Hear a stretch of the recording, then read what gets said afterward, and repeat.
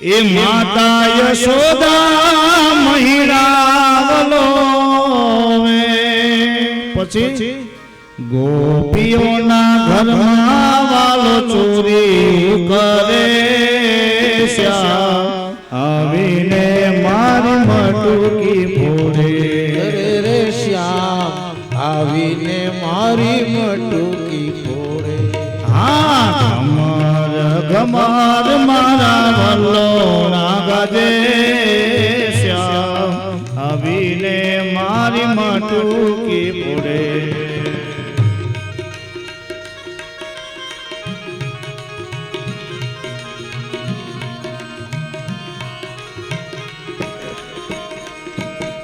ગોકુળની ગલીઓનો રાજા છે શ્યામ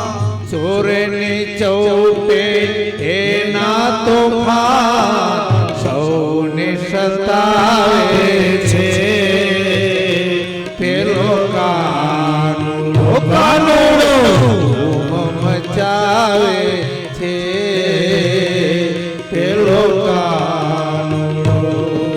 ગોકુળની ગલીઓનો રાજા છે શ્યામ ચોરેની ચૌટે એના તોફાન સૌને નચાવે છે પેલો કાનુડો કાનુડો મચાવે છે પેલો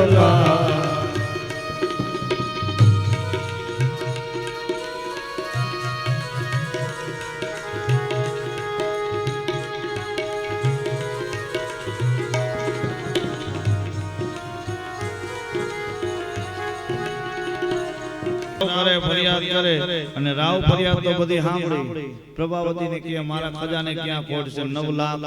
ધેનું દૂધે છે આખું ગામ અહીંથી માખણ દહીં દૂધ ને છાસ લઈ જાય છે તો મારો દીકરો કોઈ દી ચોરી કરે ઈ જ કરે ઈ બાળક ના સમજે પ્રભાવતીને બહુ હેરાન કરે છે બહુ સતાવે છે અને લાલાના તોફાન વધે ને ત્યારે અહીંયા રાધાની સાથે લાલાનું પ્રથમ મિલન થવાનું છે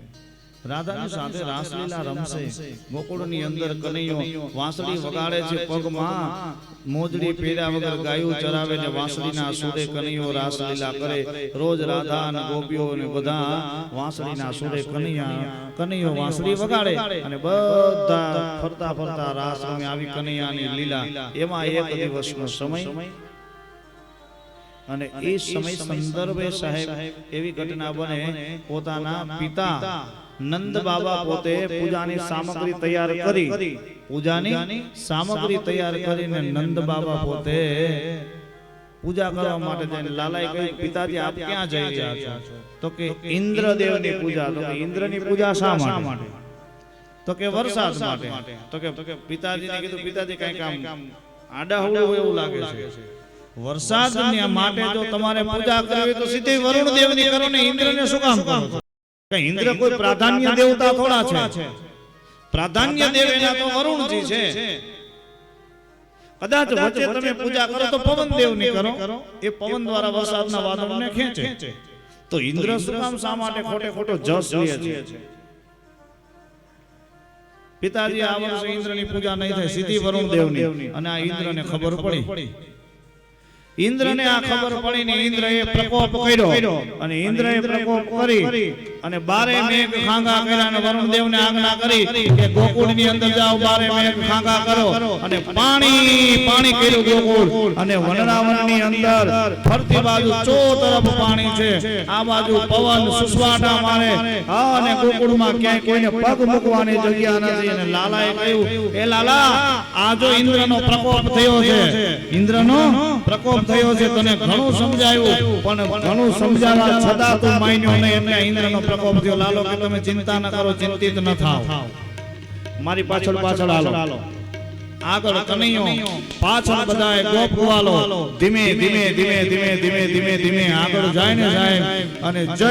અને ગોવર્ધન પર્વત છે, ગોવર્ધન પર્વતની બાજુમાં ઉભા રહ્યા અને ગોવર્ધન પર્વતની બાજુમાં ઉભા રહીને લાલાએ કહ્યું કે આપણે આ પર્વતને ઉચકી લ્યો, આ ગોવર્ધન પર્વત આપણને શરણ આપશે, હે ગોવર્ધન પર્વત આપણને શરણ આપશે. ત્યારે કહ્યું કે ગોવાળિયા થોડો થોડો ટેકો કરજો અને ગોવાળિયાએ થોડો થોડો ટેકો કર્યો અને આકાશમાં બધાય દેવતાઓ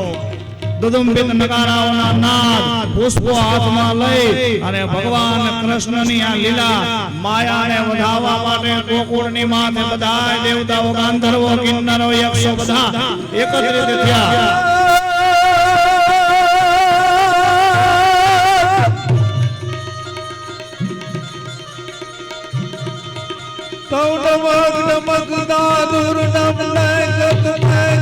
મોર મલાર ગીરા મલાર ગીરા તૌ પ્યુ પ્યુ શબ્દ પુકારક ચાતક પ્યુ પ્યુ કોકિલ કન ગીરા તબ હોત કડા કન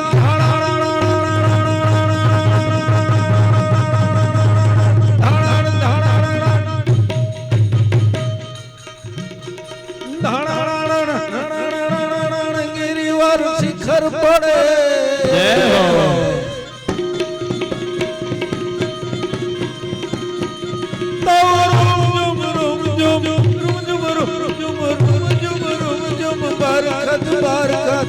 ઘર ઘર ઘર ગજે ઘર ઘર ઘર ઘર ગજે સરસાર પરિય હરિય માર પરિય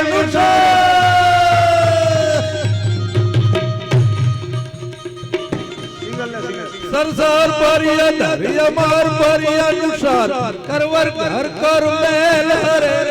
મેલ હરે હરિ સૂર્ય વર્ય વર્યતિ મનોહર નિર્ખત નિર્ખત પ્રવર્ણ મે તવ નિર્ખત પ્રવર પ્રવર તવ નિર્ખત નિકટ મુકુટ સવર્ણ મે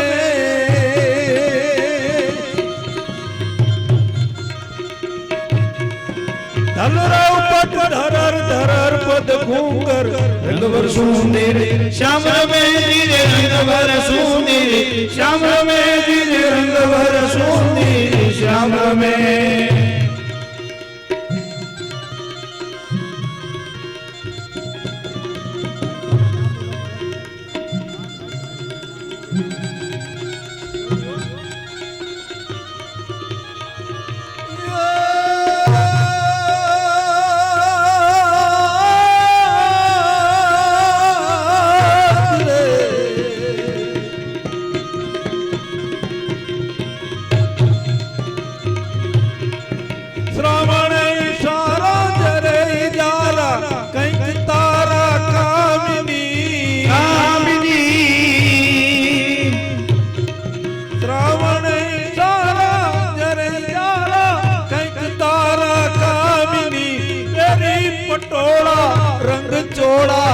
મીઠોડા ભામને શણગાર સજીએ ભૂલ તજીએ ભામને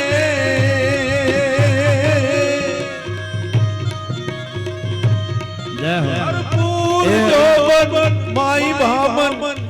ઝાડવાના કુંડાઈ અહીં છે, ચાર ઝાડવાના કુંડાઈ લઈ લો, બધું અહીં છે, ઉપાધિ કરું તાત્કાલિક થઈ જશે. લાલજી અને બરોબર કહેવાય ઇન્દ્રનો પ્રકોપ થયો એમનો લઈ જાઓ બસ. ઇન્દ્રનો પ્રકોપ થાય અને બારે મેઘ ખાંગા થાય અને બધાએ ગોપ ગોવાળો સહિત બધાય ગોવર્ધન પર્વતની નીચે જાય ને ગોવર્ધન પર્વતની નીચે જઈને કીધું કે લાલા હવે શું કરશું, બારે મેઘ ખાંગા થયા અને લાલાને એટલું કીધું ને સાહેબ અખિલ બ્રહ્માંડના નાથ પરિબ્રહ્મ પરમાત્મા ઠાકોરજી મહારાજ લાલાએ કહ્યું કે બધાય ગોવાળિયાઓ ટેકો કરજો અને ગોવાળિયાઓ ટેકો કર્યો. આકાશમાંથી વીજળીનો કડાકો થાય અને કડાકો અને બધું કહેવાય કે હવે ભગવાન લાલજી મહારાજને વધાવવા માટે બધાય ગંધર્વો કિન્નરો યક્ષો હાથમાં પુષ્પો લઈ અને ભગવાનને વધાવે ને આ બાજુ કહેવાય ભગવાન ઠાકોરજી મહારાજે પોતાના હાથેથી ગોવર્ધન પર્વતને ઉંચકી અને તળની આંગળી ઉપર ધારણ કર્યો અને બધાય દેવતાઓ ગાંધર્વો કહેવાય કે ન્યાથી ફૂલનો વરસાદ કરી અને ભગવાન કૃષ્ણનો જય જયકાર કરે બોલે ગિરિરાજ ધરણી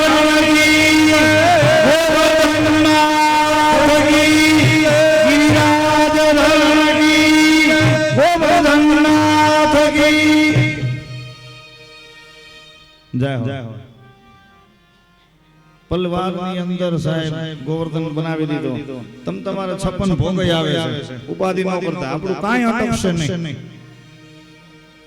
ત્યારે કનૈયો એ બધાને આશરો આપે રાતનો વાસો ને આ કર્યો અને સવારમાં વેલો મંગળ પ્રભાત થયું અને પાણી બધું ઓસરી ગયું એ બધું પાણી ઓસરી ગયું ને ત્યારે લાલાએ કીધું કે હે ગોવાળિયાઓ હે વ્રજવાસીઓ આ ગોવર્ધન પર્વતે આપણા જીવનું રક્ષણ કર્યું છે તો કે હા તો હવે આજથી માંડી અને આદિ અનાદિ કાળ સુધી આ ગોવર્ધન પર્વત જ્યાં સુધી અહીંયા હડીખમ ઊભો છે કોઈ વૈષ્ણવો એને ગોવર્ધન પર્વતની પરિક્રમા કરશે ને એના ઘરની અંદર કોઈ દી દુઃખ દારિદ્ર અને રોગ નહીં થાય કરિબ્રહ્મ પરમાત્મા કૃષ્ણએ ન્યા કીધું છે અને ત્યારે સાહેબ કીધું હાલો એની પૂજા કરી તો કે એમનો પૂજા ન થાય ગોવર્ધનને અન્નકૂટ ધરવો પડે 56 ભોગ ધરવો પડે અને ગોવર્ધનની આરતી થાય અને ગોવર્ધનની પૂજા થાય છે એ ગિરિરાજ ધરણ પડું તુમારે શરણ ગિરિરાજ તાલીઓના નાદ સાથે પડું તુમારી શરણ ગિરિરાજ ધરણ પડું તુમારે શરણ ગિરિરાજ ધરણ પડું તુમારી શરણ ये तुम्हारे शरण प्रभु तुम्हारे शरण तुम्हारी शरण प्रभु तुम्हारी शरण ये तुम्हारे शरण पड़ो तुम्हारे शरण तुम्हारी शरण प्रभु तुम्हारी शरण दोनों हाथ एक साथ तालियों के नाचा